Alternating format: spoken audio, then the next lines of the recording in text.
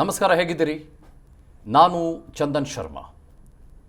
ನನ್ನ ಜೊತೆಗೆ ಇವತ್ತು ಅತ್ಯಂತ ವಿಶೇಷವಾದಂಥ ಅತಿಥಿ, ಕರ್ನಾಟಕ ರಕ್ಷಣಾ ವೇದಿಕೆಯ ರಾಜ್ಯಾಧ್ಯಕ್ಷರಾಗಿರುವ ಸನ್ಮಾನ್ಯ ಶ್ರೀಯುತ ನಾರಾಯಣಗೌಡರು. ಕರ್ನಾಟಕದಲ್ಲಿ ಕನ್ನಡಿಗನೇ ಸಾರ್ವಭೌಮ. ರಾಜ್ಯಾದ್ಯಂತ ಎಲ್ಲ ಸಾರ್ವಜನಿಕ ನಾಮಫಲಕಗಳಲ್ಲಿ 60% ಕನ್ನಡ ಇರಲೇಬೇಕು ಅಂತ ಒತ್ತಾಯಿಸಿ ಕರ್ನಾಟಕ ರಕ್ಷಣಾ ವೇದಿಕೆ ರಾಜ್ಯಾದ್ಯಂತ ಅತಿ ದೊಡ್ಡ ಚಳುವಳಿಗೆ ಚಾಲನೆ ನೀಡಿತ್ತು. ಬೆಂಗಳೂರಿನಲ್ಲಿ ಖುದ್ದು ಕರವೇ ರಾಜ್ಯಾಧ್ಯಕ್ಷ ಟಿ.ಎ. ನಾರಾಯಣಗೌಡ ನೇತೃತ್ವದಲ್ಲಿ ನಾಮಫಲಕಗಳಲ್ಲಿ ಕನ್ನಡ ಕಡ್ಡಾಯ ಹೋರಾಟ ಕನ್ನಡದ ಬಿರುಗಾಳಿಯನ್ನೇ ಎಬ್ಬಿಸಿತ್ತು. ಆವತ್ತು ಬೆಂಗಳೂರಿನ ಏರ್ಪೋರ್ಟ್ ರಸ್ತೆಯಲ್ಲಿ ಕರವೇ ರ್ಯಾಲಿ ಶುರುವಾಗ್ತಿದ್ದಂತೆ ಮಾಲ್ ಆಫ್ ಏಷ್ಯಾ ಬಾಗಿಲು ಎಳೆದುಕೊಂಡಿತ್ತು. ಪ್ರಮುಖ ರಸ್ತೆಗಳಲ್ಲಿನ ಕಂಪನಿಗಳು, ಮಾಲ್ಗಳು, ಶಾಪ್ಗಳ ಇಂಗ್ಲಿಷ್ ಬೋರ್ಡ್ಗಳು ಪೀಸ್ ಆಗಿದ್ವು. ಆಂಗ್ಲ ನಾಮಫಲಕಗಳ ಮೇಲೆ ಕರವೇ ಕಾರ್ಯಕರ್ತರ ಆರ್ಭಟ ಹೆಚ್ಚುತ್ತಾ ಇದ್ದಂತೆ ಡಿಸೆಂಬರ್ 27ರ ರಾತ್ರಿ ವೇಳೆಗೆ ನಾರಾಯಣಗೌಡ ಸೇರಿ ನೂರಾರು ಕಾರ್ಯಕರ್ತರ ಮೇಲೆ ಕೇಸ್ ಹಾಕಿದ ಪೊಲೀಸರು ಅವರನ್ನೆಲ್ಲ ಜೈಲಿಗೆ ಕಳುಹಿಸಿದ್ರು.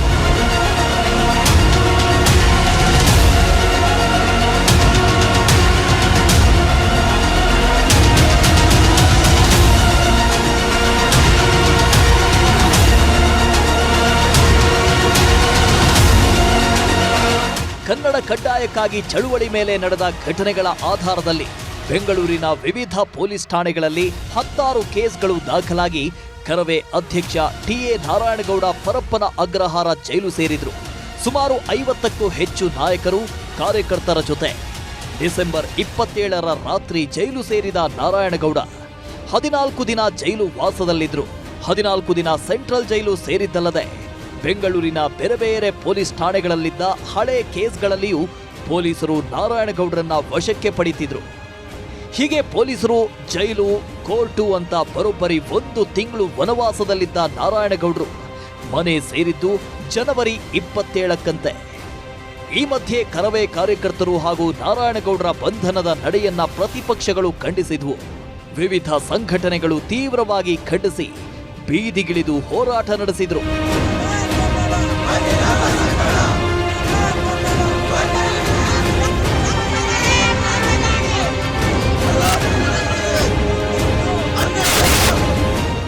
ಒಂದೆಡೆ ಕನ್ನಡ ಕಡ್ಡಾಯಕ್ಕಾಗಿ ಚಳುವಳಿ ನಡೆಸಿದ ಕರವೇ ನಾರಾಯಣಗೌಡರನ್ನ ಈ ರೀತಿ ನಡೆಸಿಕೊಂಡಿದ್ದು ಸರಿಯಿಲ್ಲ ಅಂತ ಇಡೀ ರಾಜ್ಯಾದ್ಯಂತ ವಿರೋಧ ವ್ಯಕ್ತವಾಗಿತ್ತು. ಇನ್ನೊಂದೆಡೆ ಸಿದ್ದರಾಮಯ್ಯ ಸರ್ಕಾರವು ಸಚಿವ ಸಂಪುಟದಲ್ಲಿಯೇ ಕನ್ನಡ ಕಡ್ಡಾಯಕ್ಕಾಗಿ ಸುಗ್ರೀವಾಜ್ಞೆ ಜಾರಿ ಮಾಡಿತು. ಆನಂತರ ನಡೆದ ಅಧಿವೇಶನದಲ್ಲಿಯೇ ರಾಜ್ಯಾದ್ಯಂತ ಎಲ್ಲ ನಾಮಫಲಕಗಳಲ್ಲಿ 60% ಕನ್ನಡ ಕಡ್ಡಾಯ ಅಂತ 2 ಸದನಗಳಲ್ಲಿ ವಿಧೇಯಕವನ್ನೇ ಪಾಸ್ ಮಾಡಿ ರಾಜ್ಯಪಾಲರ ಸಮ್ಮತಿಯನ್ನು ಪಡೆದುಕೊಳ್ತು.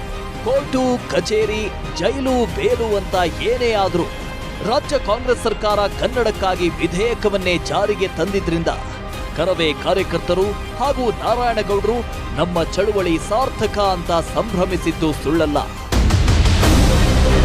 ಈಗ ಬೆಂಗಳೂರು ಸೇರಿ ರಾಜ್ಯದ ಎಲ್ಲಾ ಜಿಲ್ಲೆಗಳಲ್ಲೂ ಇಂಗ್ಲಿಷ್ ನಾಮಫಲಕಗಳು ಕನ್ನಡಕ್ಕೆ ಬದಲಾಗ್ತಾ ಇರೋದು ಕಂಡು ಬರ್ತಿವೆ. ಈ ನಡುವೆ ಬೆಂಗಳೂರಿನಲ್ಲಿ ಬಿಬಿಎಂಪಿ ಅಧಿಕಾರಿಗಳು ಹಾಗೂ ಆಯಾ ಜಿಲ್ಲೆಗಳಲ್ಲಿ ಸ್ಥಳೀಯ ಸಂಸ್ಥೆಗಳೇ ಸರ್ಕಾರದ ಕಾನೂನು ತೋರಿಸಿ ನಾಮಫಲಕಗಳು ಕನ್ನಡದಲ್ಲೇ ಇರಬೇಕು, ಇಲ್ಲವಾದ್ರೆ ಲೈಸೆನ್ಸ್ ಕ್ಯಾನ್ಸಲ್ ಮಾಡ್ತೀವಿ ಅಂತ ಎಚ್ಚರಿಸ್ತಿದ್ದಾರೆ. ಈ ಮಧ್ಯೆ ಕನ್ನಡ ಕಡ್ಡಾಯ ಕ್ರಮಗಳ ಬಗ್ಗೆ ಆಕ್ಷೇಪಿಸಿ ಕೆಲವು ಕಂಪನಿಗಳು ಕೋರ್ಟ್ ಮೊರೆ ಹೋಗಿದ್ದಾರೆ. ಏನೇ ಆದರೂ ವಿಶ್ವವಿಖ್ಯಾತ ಐಟಿ ಸಿಟಿ ಬೆಂಗಳೂರು ಹಾಗೂ ರಾಜ್ಯದ ಎಲ್ಲ ಜಿಲ್ಲಾ ಕೇಂದ್ರಗಳಲ್ಲಿ ಕನ್ನಡದ ಬಗ್ಗೆ ಅರಿವು ಮೂಡಿದೆ. ಈ ಬದಲಾವಣೆಗೆ ಸರ್ಕಾರದ ಮುಖ್ಯ ಪಾತ್ರ ಇದ್ರೂ ಸಹ ಕರವೇ ನಡೆಸಿದ ಕಡ್ಡಾಯ ಕನ್ನಡ ಚಳುವಳಿ ಹಾಗೂ ಕನ್ನಡದ ಕಿಚ್ಚನ್ನ ತಳ್ಳಿ ಹಾಕುವಂತಿಲ್ಲ.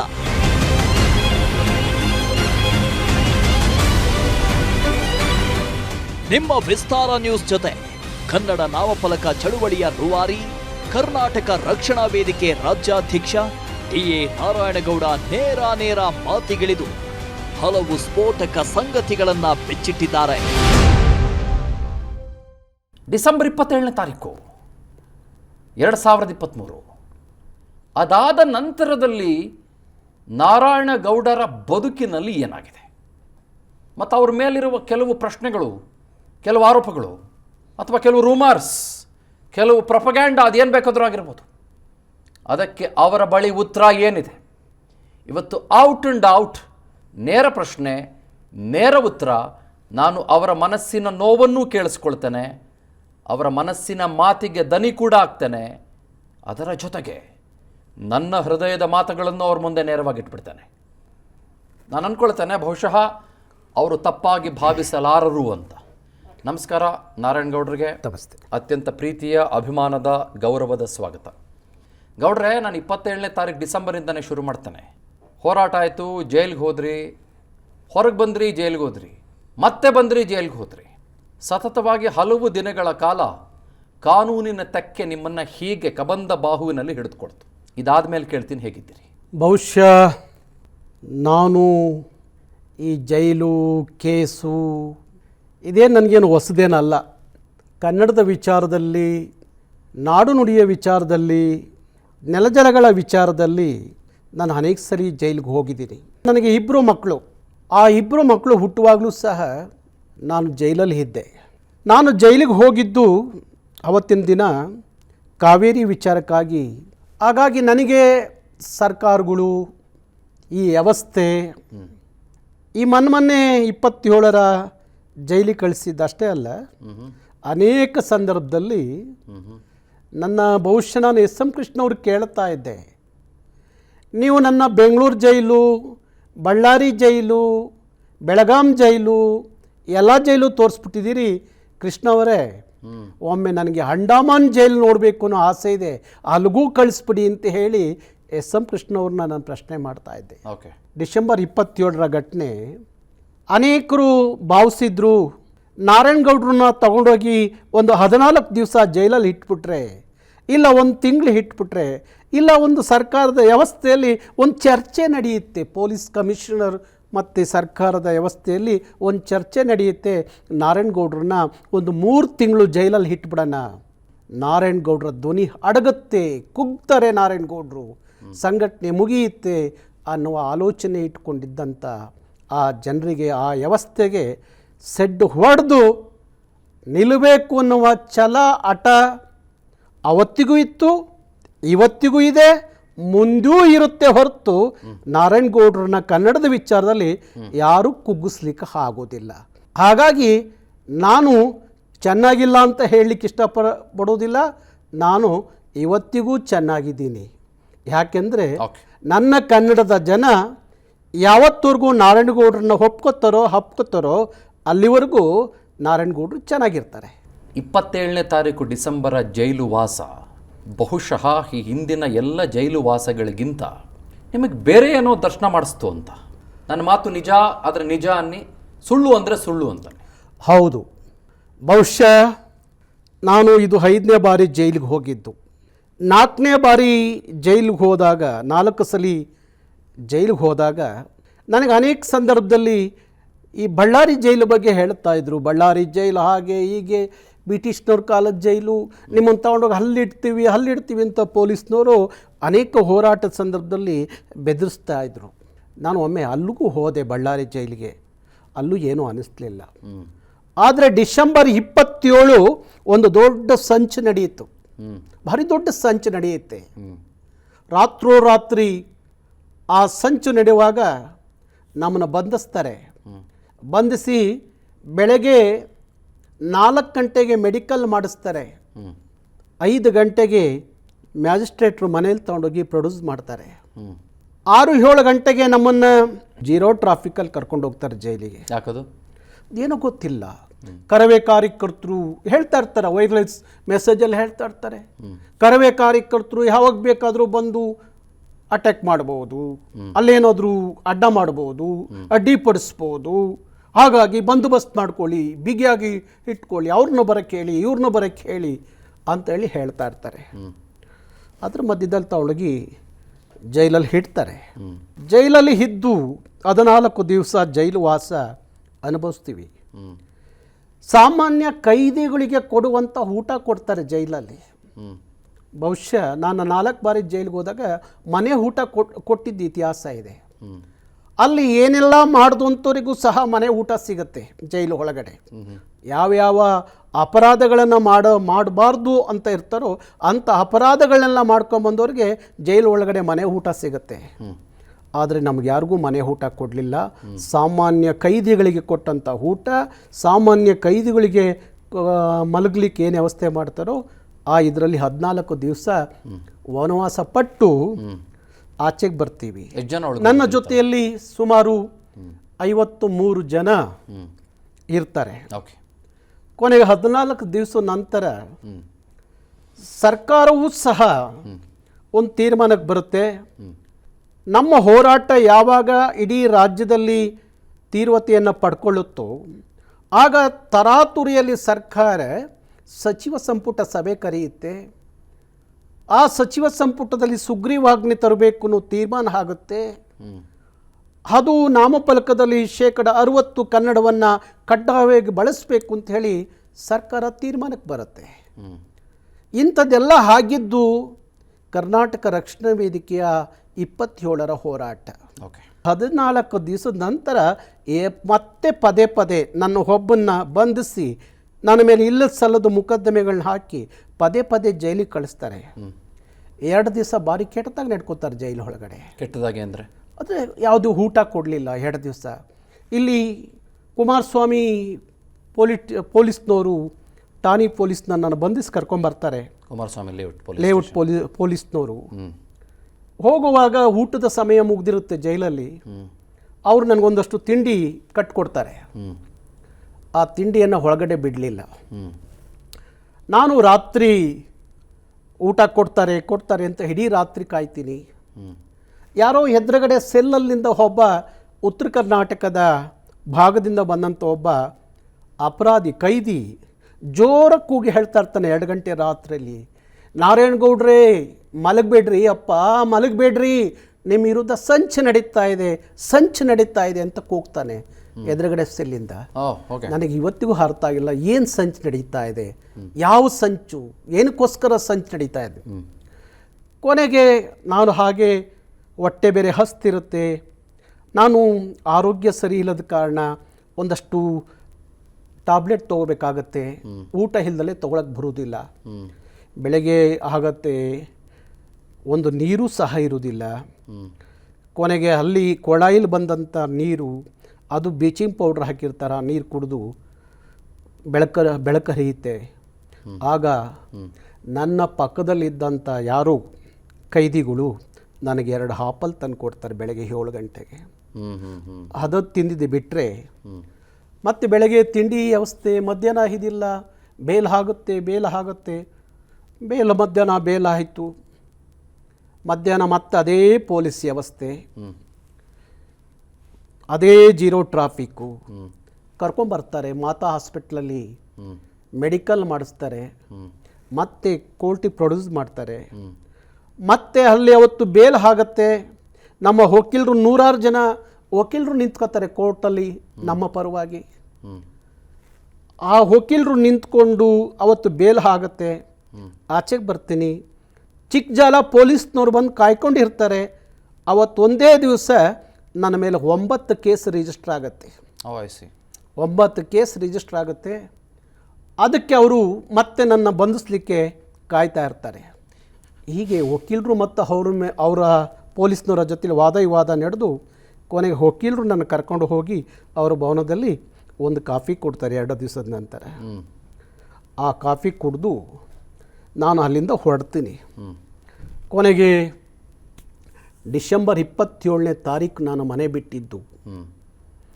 ಮತ್ತೆ ನಾನು ಮನೆಗೆ ಹೋಗಿದ್ದು ಜನವರಿ 27ನೇ ತಾರೀಕು. 1 ತಿಂಗಳಾದಮೇಲೆ. 1 ತಿಂಗಳು ನನಗೆ ಅರ್ಥನೇ ಆಗಲಿಲ್ಲ, ಏನು ಇದು, ಯಾತಕ್ಕೋಸ್ಕರ ಅಂತ. ನಾವ್ಯಾರೂ ದರೋಡೆ ಮಾಡಲಿಲ್ಲ. ಇಲ್ಲ, ಅಲ್ಲೆಲ್ಲೋ ಆಯ್ತಲ್ಲ KG ಹಳ್ಳಿ DG ಹಳ್ಳಿ ಘಟನೆ, ಅದನ್ನು ಸಮರ್ಥನೆ ಮಾಡಿಕೊಂಡಂಥ ವ್ಯವಸ್ಥೆ ನಾರಾಯಣಗೌಡರ ಕನ್ನಡ ಪರವಾದಂಥ ಹೋರಾಟವನ್ನು ಸಮರ್ಥನೆ ಮಾಡ್ಕೊಳ್ಳಿಕ್ಕೆ ಆಗಲಿಲ್ಲ. ನಾವು ಯಾರನ್ನ ಇವರಿಗೆ ಭಾರಿ ಕನ್ನಡದ ಕಳಕಳಿ ಇದೆ, ಅಭಿಮಾನ ಇದೆ, ನಮ್ಮ ಜೊತೆಲಿ ಇದ್ದಾರೆ ಅನ್ನೋದು ಇದಿತ್ತು. ಅವ್ರು ಯಾರು ನಮ್ಮ ಜೊತೆಲಿ ನಿಲ್ಲಿಲ್ಲ ಕನ್ನಡದ ವಿಚಾರದಲ್ಲಿ. ಹಾಗಾಗಿ ನನಗನ್ನಿಸ್ತಾ ಇದೆ, ಯಾವುದೇ ಸರ್ಕಾರ, ನಾನು ಹೇಳ್ತಾ ಇರ್ತೀನಿ, ನಾನು ಈ ರಾಜಕಾರಣಿಗಳ ಬ್ಲಡ್ ಗ್ರೂಪ್ ಬೇರೆ ಬೇರೆ ಇರುತ್ತೆ ಅಂತ ಅಂದ್ಕೊಂಡಿದ್ದೆ. ಈ ಡಿಸೆಂಬರ್ 27 ನಂತರ ನನಗೆ ಅನಿಸಿದ್ದು ಇವರ ಎಲ್ಲರ ಬ್ಲಡ್ ಗ್ರೂಪು ಒಂದೇ ಅಂತ ಅನ್ನಿಸ್ತು. ಆ ನೋವು ಒಂದು ಕಡೆ ಇರಲಿ, ಆದರೆ ಇವತ್ತು ನೋಡ್ತಾ ಇದ್ದೀರಾ ಬೆಂಗಳೂರು, ಇಡೀ ಬೆಂಗಳೂರು ನೋಡ್ತಾ ಇದ್ದೀರಿ, ಇಡೀ ಕರ್ನಾಟಕ ನೋಡ್ತಾ ಇದ್ದೀರಿ, ಎಲ್ಲ ಕಡೆ ಕನ್ನಡ ಕಾಣ್ತಾ ಇದೆ, ಬದಲಾಗ್ತಾ ಇದೆ, ಬದಲಾವಣೆ ಆಗಿದೆ, ಬದಲಾಗ್ತಾ ಇದೆ. ಆ ಖುಷಿ ನನ್ನೆಲ್ಲ ನೋವನ್ನು ಮರೆಸಿದೆ. ನಾನು ಕನ್ನಡದ ವಿಚಾರಕ್ಕೆ, ನಾಡು ನುಡಿ ವಿಚಾರದಲ್ಲಿ ನಾನು ಜೈಲಿಗೆ ಹೋಗೋಕ್ಕೆ, ಕೇಸ್ ಹಾಕಿಸ್ಕೊಳ್ಳೋಕ್ಕೆ, ಇಲ್ಲ ಇನ್ನೇನೋ ವನವಾಸ ಪಡಲಿಕ್ಕೆ, ಇನ್ನೇನೋ ನೋವು ತಿನ್ನಲಿಕ್ಕೆ ನಾನು ಯಾವತ್ತೂ ಹಂಜೋದು ಇಲ್ಲ, ಹೆದರೋದು ಇಲ್ಲ. ಮತ್ತು ಯಾರದ್ದು ಈ ವ್ಯವಸ್ಥೆಗೆ ತಲೆ ತಗ್ಗಿಸಿ ಅಂತೂ ಯಾವತ್ತೂ ನಿಲ್ಲೋದಿಲ್ಲ, ತಲೆ ಬಾಗೋದಿಲ್ಲ, ತಲೆ ತಗ್ಸೋದಿಲ್ಲ.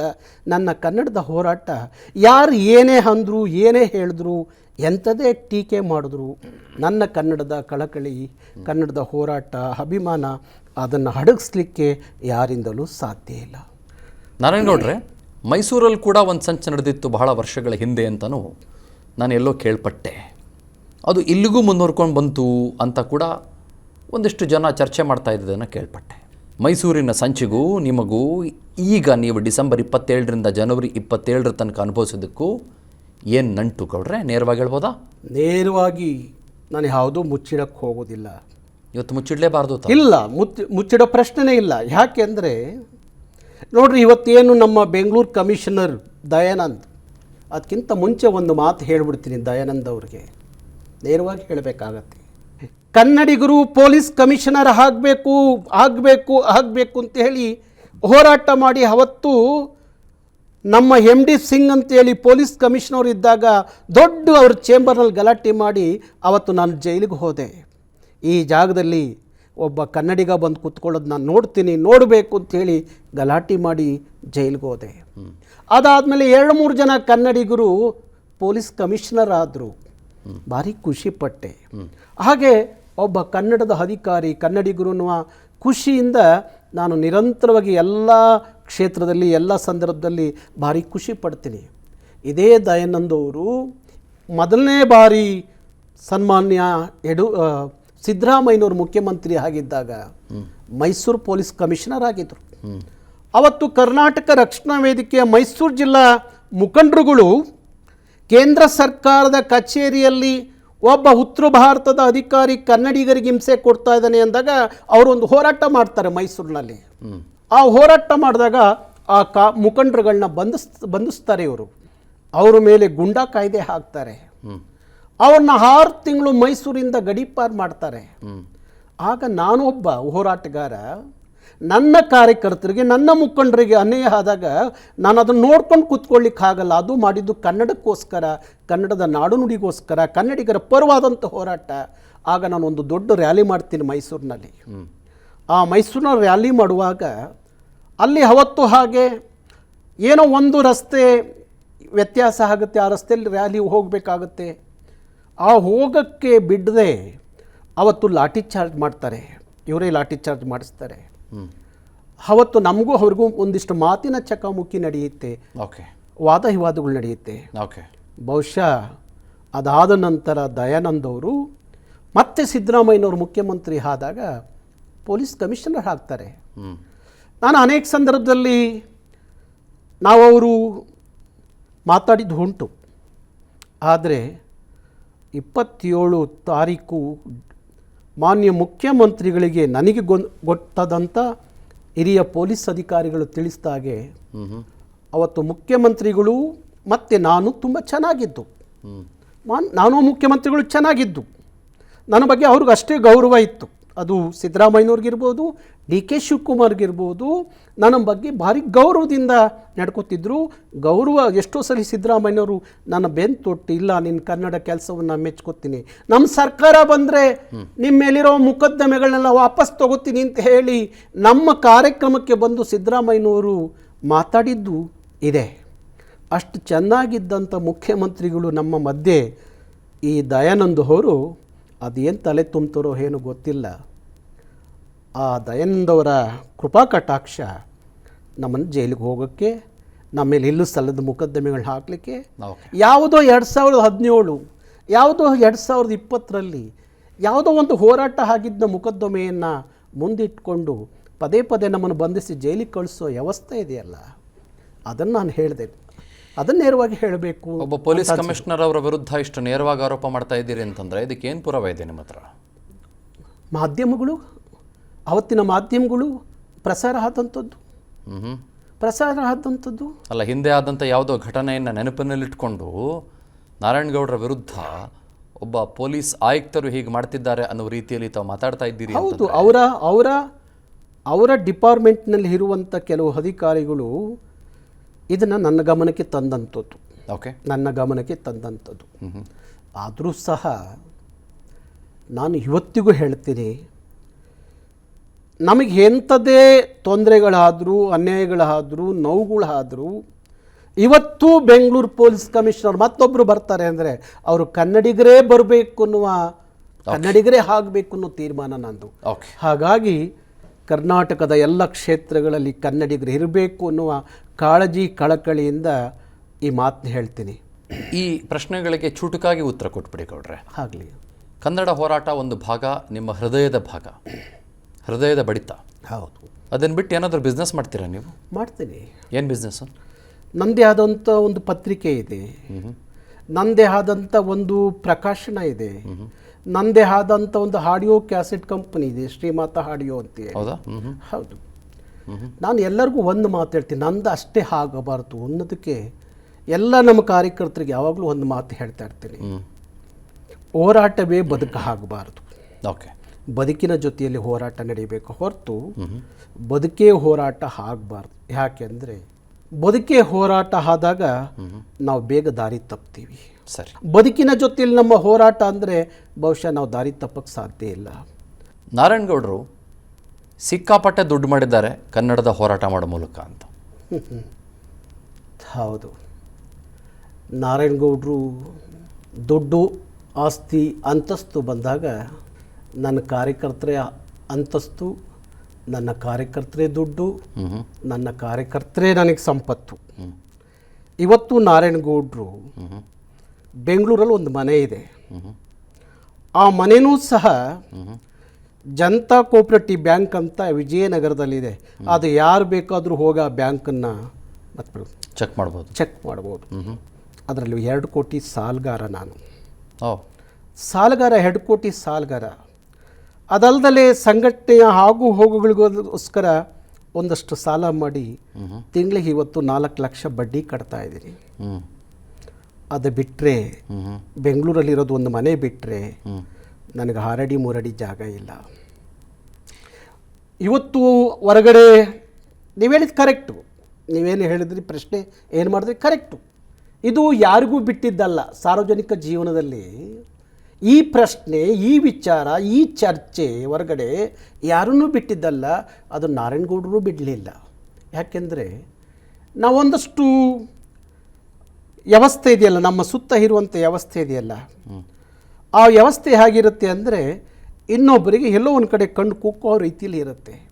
ಒಳ್ಳೆ ಕಾರಲ್ಲಿ ಓಡಾಡ್ತೀವಿ, ಕಾರ್ ಎಲ್ಲಿಂದ ಬಂತು ಅಂತ ಗೊತ್ತಿಲ್ಲ, ಅದೇ ಆ ಬ್ಯಾಂಕ್ ಸಾಲ ಅಂತ ಗೊತ್ತಿಲ್ಲ. ಅದು ಬ್ಯಾಂಕ್ ಸಾಲ, ಅದು ಅದೇ ಕೋಆಪರೇಟಿವ್ ಬ್ಯಾಂಕಲ್ಲಿ ಸಾಲ. ಯಾವ ಕಾರ್ ಇದೆ ನಿಮ್ಮ ಹತ್ರ?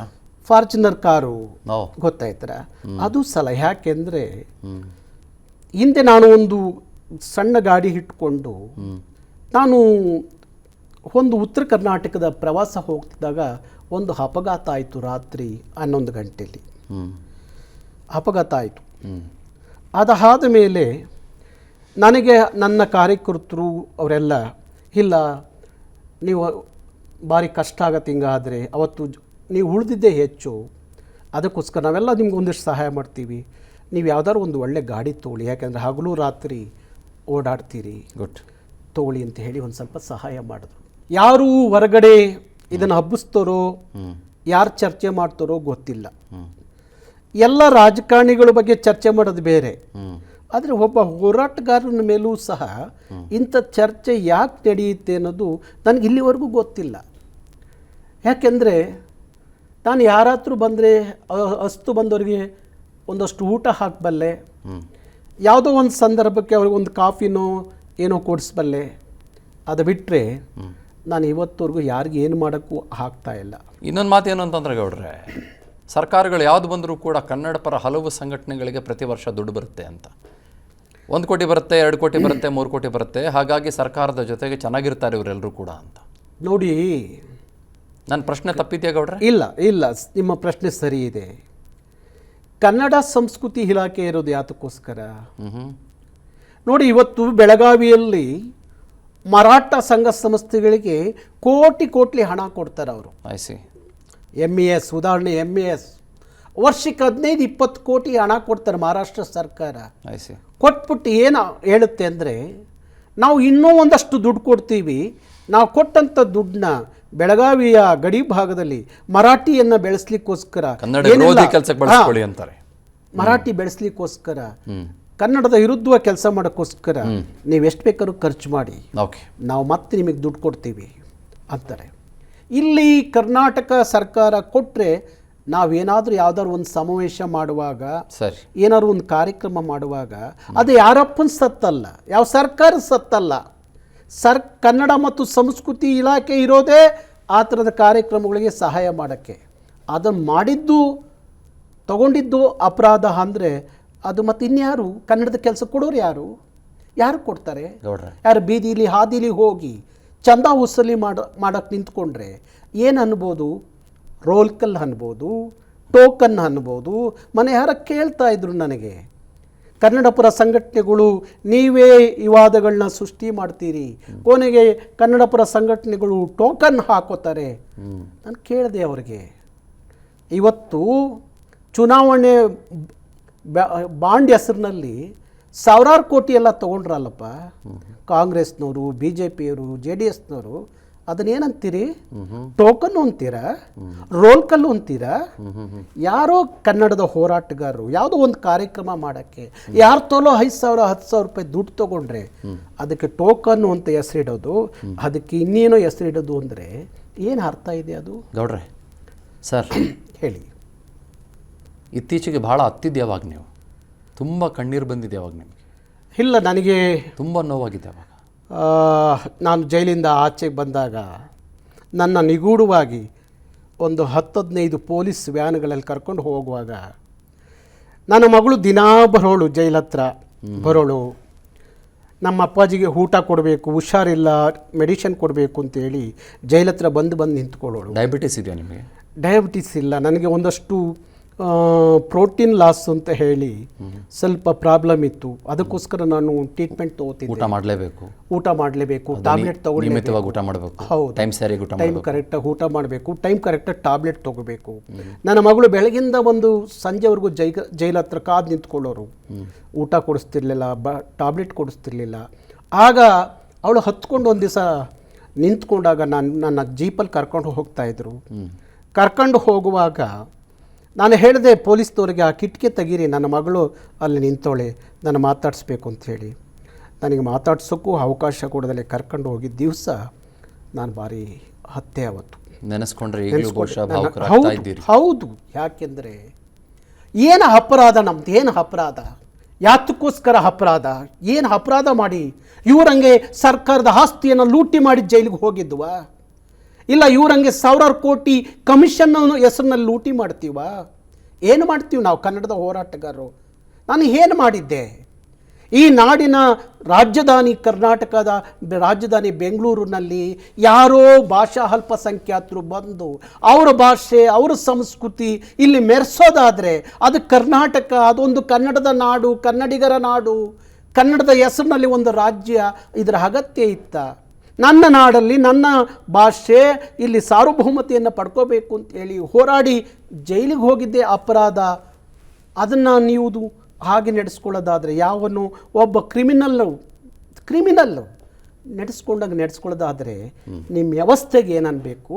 ಅಲ್ಲ ಗೌಡ್ರೆ, DK ಶಿವಕುಮಾರ್ ಅವರಿಗೆ ಕಾನೂನಿನ ಅಡಿಯಲ್ಲಿ ಸಮಸ್ಯೆ ಆದಾಗ ಬೀದಿಗೆ ಬಂದು ಹೋರಾಟ ಮಾಡ್ತೀರಿ ತಾವು? ಹೌದೋ ಇಲ್ವೋ? ಹೌದು. ಹೋರಾಟ ಮಾಡಿದ್ದು ಈಗ ಸರಿ ಅನ್ಸತ್ತಾ, ತಪ್ಪು ಅನಿಸ್ತಾ ಇದೆಯಾ, ಅಥವಾ ಏನೋ ಹಾಗೆ ಮಾಡಬಾರ್ದಿತ್ತು ಅನಿಸ್ತಿದೆಯಾ, ಮಾಡಿಬಿಟ್ಟೆ ಅನಿಸ್ತಿದೆಯಾ? ನೋಡಿ, ನನಗೆ ಯಾಕೆಂದರೆ ನಿಮಗೆ ಯಾರೂ ನಿಮ್ಮ ನೆಲವಿಗೆ ಬರಲಿಲ್ಲ. ಇಲ್ಲ, ಬಹುಶಃ ಈ ಸರ್ಕಾರ ಇದೇ ವಿಧಾನಸಭಾ ಚುನಾವಣೆಯ ಸಂದರ್ಭದಲ್ಲಿ ನನ್ನ ಸಹಕಾರವನ್ನು ಕೇಳಿತು. ಏನಂತ? ನೀವು ನನಗೆ ಹಾಂ ಹಾಂ. ನನಗೆ ಈ ಚುನಾವಣೆಯಲ್ಲಿ ಒಂದು ಸ್ವಲ್ಪ ಸಹಾಯ ಮಾಡಿ. ಏನು ಸಹಾಯ ಮಾಡಬೇಕು? ನಾನು ಚುನಾವಣೆಗೆ ಗೆಲ್ಲಲಿಕ್ಕೆ ಸಹಾಯ ಮಾಡಿ. ಯಾವ ಥರ? ಯಾವ ಥರ ಅಂದರೆ ನಿಮ್ಮ ಕಾರ್ಯಕರ್ತರಿಗೆ ಹೇಳಿ, ನಿಮ್ಮ ಸಂಘಟನೆಯನ್ನು ಬಲಗೊಳಿಸಿಕೊಂಡು ನಿಮ್ಮ ಕಾರ್ಯಕರ್ತರಿಗೆ ಹೇಳಿ, ನಿಮ್ಮ ಕಾರ್ಯಕರ್ತರಿಗೆ ಹೇಳಿ. ಜೊತೆಗೆ ಯಾಕಂದ್ರೆ ಇವತ್ತು 60-70 ಲಕ್ಷ ಕರವೇಲಿ ಕಾರ್ಯಕರ್ತರಿದ್ದಾರೆ. ಜೊತೆಗೆ ನಿಲ್ಲಕ್ಕೆ 2-3 ಓಟು ಅಂದರೆ ಎಷ್ಟಾಯಿತು? ಕೋಟಿಗಟ್ಟಲೆ ಓಟಾಯಿತು. ಅದು ಹೇಳಿ ನಮಗೊಂದಿಷ್ಟು ಸಹಾಯ ಮಾಡಿಸಿ. ಯಾರು ಹೇಳಿದ್ರು ಇದನ್ನು? ಸನ್ಮಾನ್ಯ ಶಿವಕುಮಾರ್ ಅವರು ಹೇಳಿದರು. ಅವರ ಸಚಿವ ಸಂಪುಟದ ಅನೇಕರು ಗೆಳೆಯರು ನಮ್ಮ ಜೊತೆಯಲ್ಲಿ ಮಾತಾಡಿದ್ರು. ಅವ್ರಿಗೆಲ್ಲ ಸಹಾಯ ಮಾಡಿದ್ರು. ಅವ್ರು ಯಾರಾದರೂ ಜೊತೆಗೆ ನಿಂತ್ಕೊಂಡ್ರಾ?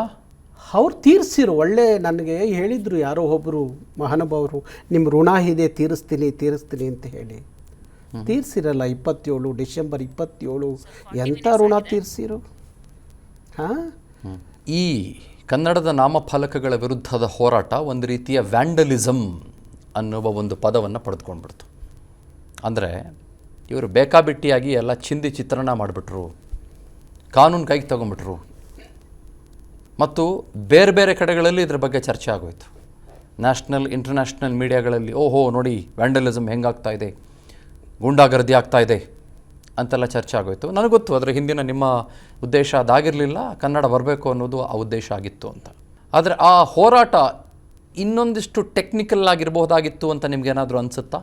ಬಹುಶಃ ಆ 27 ಡಿಸೆಂಬರ್ 27 ಮನದ ಹೋರಾಟ ಅದು ಆ ದಿನದ ಹೋರಾಟ ಅಲ್ಲ.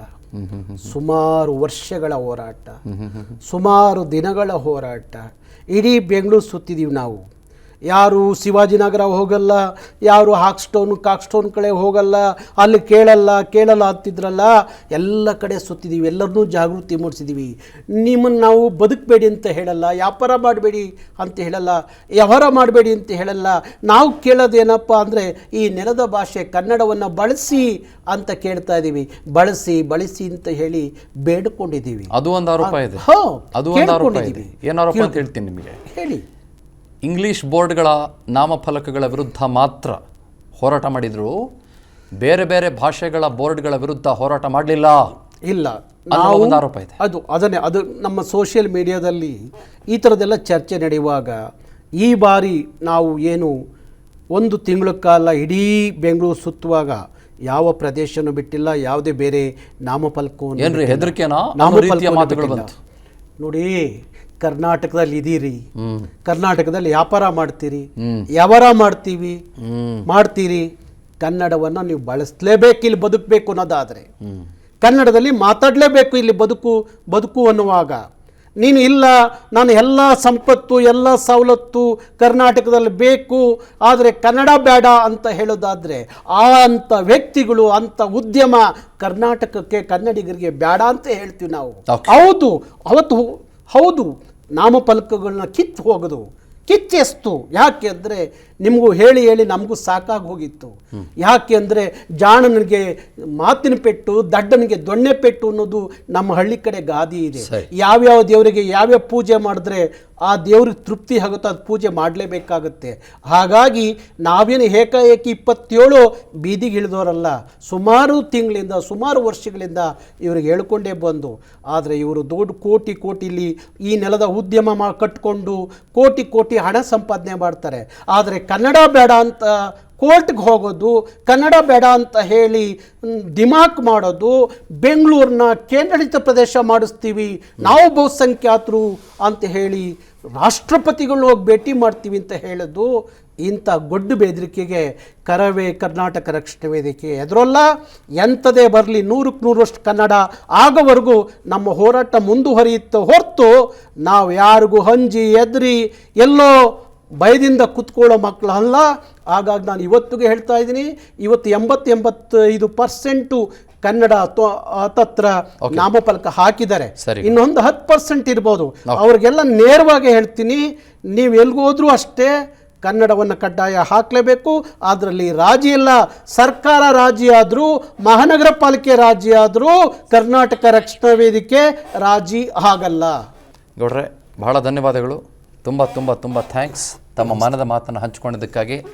ನಿಮಗೆ ಮಾತ್ರ ಅಲ್ಲ, ನಿಮ್ಮ ಜೊತೆಗಿರುವ ಲಕ್ಷಾಂತರ ಕೋಟ್ಯಂತರ ಯುವ ಪಡೆ, ರಕ್ಷಣಾ ಪಡೆ, ಕನ್ನಡದ ಸ್ವಾಭಿಮಾನಿ ಪಡೆ ಏನಿದೆ ಇಡೀ ಕರ್ನಾಟಕದಾದ್ಯಂತ ಮತ್ತು ವಿಶ್ವದಾದ್ಯಂತ ಅವರೆಲ್ಲರಿಗೂ ಕೂಡ ನನ್ನ ಹೃದಯ ತುಂಬಿದ ಅಭಿನಂದನೆಗಳು ಮತ್ತು ಕನ್ನಡಮ್ಮನ ಆಶೀರ್ವಾದ ನಿಮಗೆ ಮತ್ತು ಅವರಿಗೆ ಸದಾ ಸಿಗಲಿ ಅಂತ ನಾನು ಕೂಡ ವೈಯಕ್ತಿಕವಾಗಿ ಆಶಿಸ್ತೇನೆ. ಭಾಳ ಧನ್ಯವಾದ ನಿಮಗೆ. ನಾನೂ ಸಹ ನಿಮ್ಮ ಮಾಧ್ಯಮದ ಮುಖಾಂತರ ಒಂದು ಮಾತು ಹೇಳ್ತೀನಿ. ನನ್ನ ನಾಡಿನ ಜನರಿಗೆ, ಕನ್ನಡದ ಬಂಧುಗಳಿಗೆ, ನೀವು ಹೋಗಿದ್ದ ಕಡೆ ಬಂದಿದ್ದ ಕಡೆ ಕನ್ನಡದ ವಿಚಾರದಲ್ಲಿ, ಉದ್ಯೋಗದ ವಿಚಾರದಲ್ಲಿ ಎಲ್ಲೂ ರಾಜಿ ಆಗಬೇಡ್ರಿ. ಫೈನ್. ನಿಮ್ಮ ಹಕ್ಕು ಏನಿದೆ ಓಕೆ. ಕೇಳುವಂಥ ಶಕ್ತಿ ನಿಮಗೆ ಬರಲಿ. ಓಕೆ. ಆಗ ಕನ್ನಡವನ್ನು ನೀವು ಬೆಳೆಸೋದು ಬೇಡ, ಕನ್ನಡವನ್ನು ಎಲ್ಲ ರೀತಿಯಲ್ಲಿ ಬಳಸೋದು ಆದರೆ ಕನ್ನಡ ಸೂರ್ಯ ಚಂದ್ರ ಇರುವವರೆಗೂ ಉಳಿಯುತ್ತೆ. ಹಾಗಾಗಿ ಎಲ್ಲ ಕನ್ನಡಿಗರಲ್ಲಿ ಎಲ್ಲರಲ್ಲೂ ನಾನು ಮನವಿ ಮಾಡ್ತೀನಿ, ಕನ್ನಡವನ್ನು ಬಳಸಿ. ಭಾಳ ಧನ್ಯವಾದಗಳು ಸರ್. ನಮಸ್ತೆ. ಬಹುಶಃ ನನ್ನ ಪ್ರಶ್ನೆಗಳು ನಿಮಗೆ ಮುಜುಗರ ತರಿಸಿಲ್ಲ ಅಂತ ನಾನು ಇಲ್ಲ ಭಾವಿಸ್ತೇನೆ. ಇಲ್ಲ ಇಲ್ಲ ಇಲ್ಲ ಏನೂ ಇಲ್ಲ. ಭಾಳ ಧನ್ಯವಾದ. ನಮಸ್ಕಾರ. ನಮಸ್ತೆ. ಇದು ಮಾನ್ಯ ನಾರಾಯಣಗೌಡರ ನೇರವಾದಂಥ ಮಾತುಗಳು. ಬಹುಶಃ ಅತ್ಯಂತ ನೇರ ಪ್ರಶ್ನೆಗಳಿಗೆ ಅವರು ನೇರವಾಗಿ ತಮ್ಮ ಹೃದಯಾಂತರಾಳದ ಉತ್ತರಗಳನ್ನು ಕೊಟ್ಟಿದ್ದಾರೆ. ವಿಸ್ತಾರ ಇದು ನಿಖರ ಜನಪರ.